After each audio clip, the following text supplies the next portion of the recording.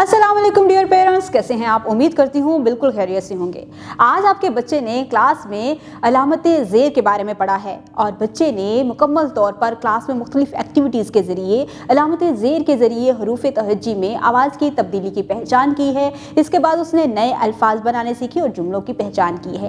Class में उसने class work को बहुत अच्छे तरीके से मुकम्मल किया है। अब उसको होमवर्क दिया गया है। आप बच्चों की डायरी चेक करें और उस डायरी में आप चेक करें कि बच्चे को आज क्या काम मिला है। आपने अपनी अंडर ऑब्जर्वेशन बच्चे का वो काम मुकम्मल करवाना है और इसके साथ ही साथ आज जो बच्चे ने क्लास में सीखा है वो आपने उसकी रोज़मर्रा की बोलचाल में अल्फाज शामिल करने हैं और उसके ज़रिए आपने देखना है कि क्या बच्चा अपने बोलचाल में इन नए अल्फाज को शामिल कर रहा है।